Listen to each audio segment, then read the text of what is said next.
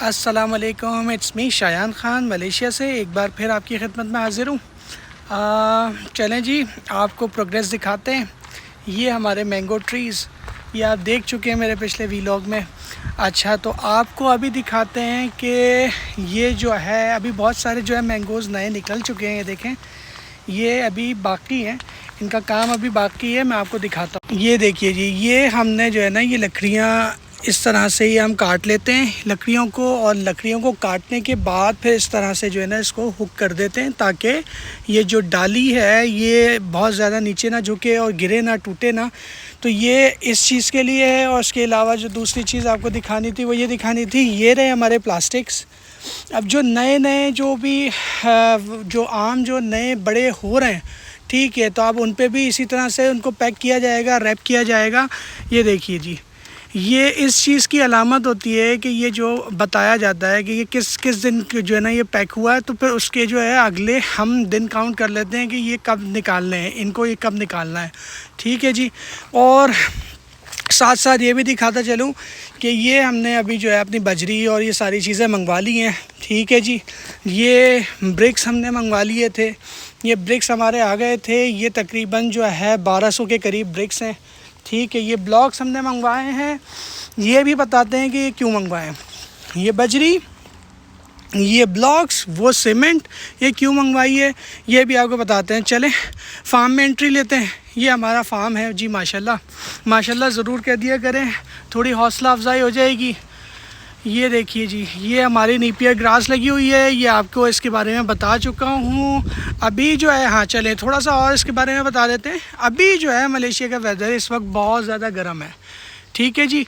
और तकरीबन अपने पिछले वीलॉग में ही बताया था 37 टू 38 डिग्री सेंटीग्रेड चल रहा है। तो जो है ना ग्रास को ड्राई करता है, पानी इस ग्रास को मिला हुआ है। ये आप अगर देख भी सकते हो कि पानी जो है वो सब सारी ग्रास को पानी मिला हुआ है, रोज़ाना की बुनियाद पे दिया जाता है, लेकिन फिर भी ड्राई होती है। ये मार्च का सीज़न है।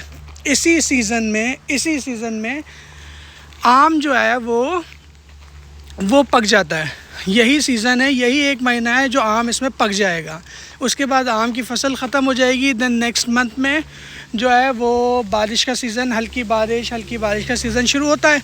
अब एक चीज़ और देख लीजिए, ये हमारे पागर, मलेशियन ज़बान में इसको पागर कहा जाता है और इंग्लिश में फेंस कहते हैं। इसके अलावा जो है उर्दू में जो है, हमारे यहाँ तो खैर कह लें कि बाउंड्री खड़ी कर दें, बाउंड्री को बोलते हैं कि बाउंड्री लाइन है।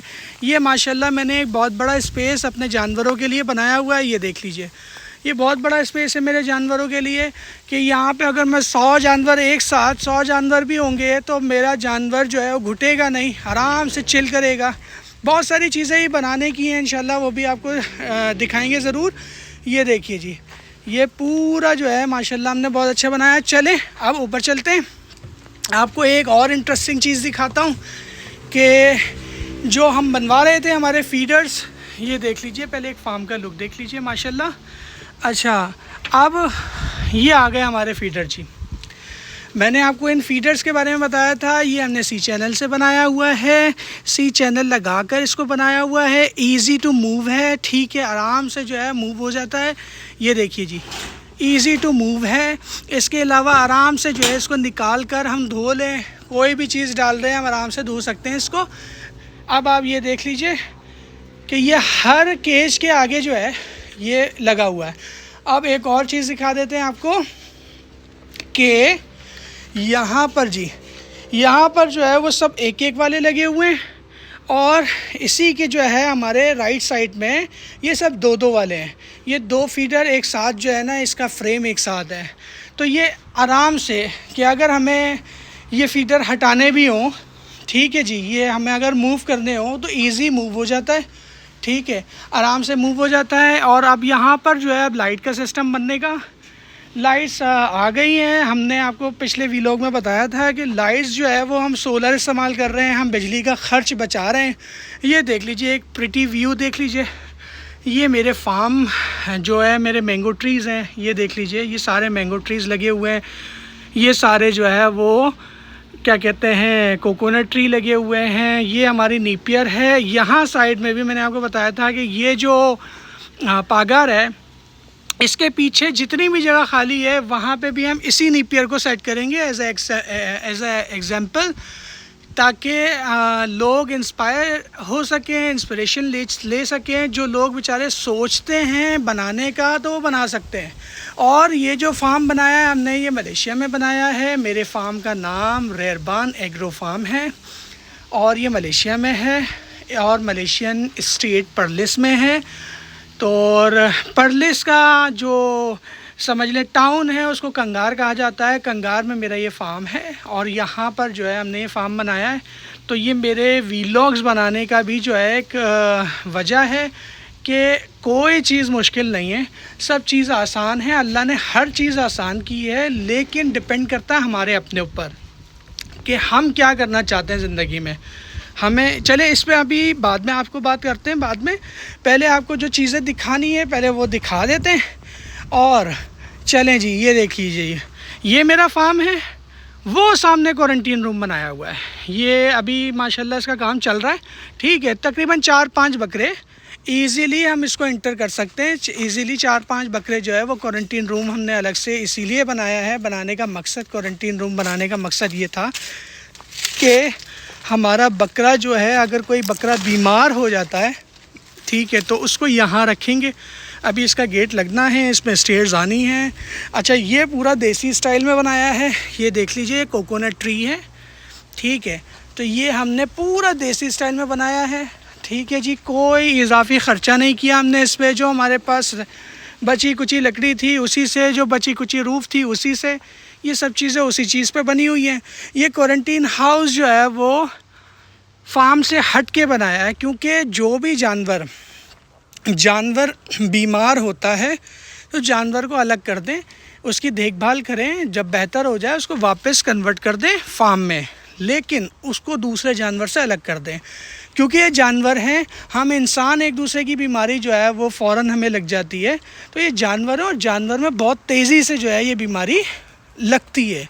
जानवर में जो है वो मुँह खोर आ जाता है, जानवर में जो है वो भी बीमार होकर बुखार हो जाता है, उनको भी जो है फ्लू हो जाता है। तो बहुत सारी बीमारियां हैं। तो ये इस वजह से बनाया गया, ये बनाने की मकसद जो है हमारा यही था। अब आपको मेन चीज़ दिखाते हैं कि वो जो सीमेंट ब्रिक्स ये क्यों लाए गए हैं। ये इसलिए लाए गए जी, ये देखिए, ये अभी हमारे पास टाइम नहीं बचा था तो हमने जितना हो सका खींच लिया।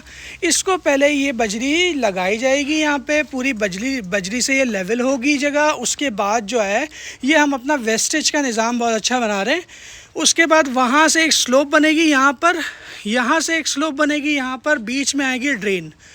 ये जो है यहाँ से एक ड्रेन बनेगी, यहाँ पे एक नल लगेगा, यहाँ से एक ड्रेन आएगी, देन कनेक्ट होकर और ये ड्रेन वो सामने गटर में चली जाएगी, ठीक है। क्यों? क्योंकि हम इनका जो पेशाब है, जो इनका यूरिन होता है वो ज़रा ख़तरनाक होता है, ठीक है जी। इसीलिए फार्म को थोड़ा सा ऊंचा इसलिए बनाया है क्योंकि इनके यूरिन से जो एक केमिकल निकलता है वो जो है अगर ज़मीन से बिल्कुल करीब हो तो जानवर को दोबारा लग के बीमार कर देता है। इसलिए थोड़ा सा ऊपर है, 8 फीट ज़मीन से ऊपर है। और यहीं से ड्रेन बनेगी। इसका जो समझ लें, जो इसकी जो जानवर का वेस्टेज होगा वो हम कलेक्ट करेंगे, उसको सुखा के वो प्योर फर्टिलाइज़र बनेगा। वो भी आपको प्रोसेस दिखाएंगे इंशाल्लाह ज़रूर।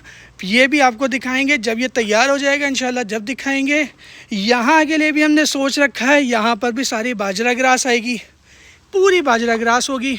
देन बैक साइड पे जो मैंने आपको दिखाया था, बैक साइड पे जो है जितना है ये सब हट जाएगा यहाँ से। यहाँ सब नीपियर ग्रास आएगी, सारी नीपियर ग्रास आएगी यहाँ से वहाँ तक। तो ये हमारा आज तक की प्रोग्रेस है। अल्लाह से दुआ करनी है कि अल्लाह ताला हमें कामयाबी दे, परवरदिगार तरक्की अता फरमाए।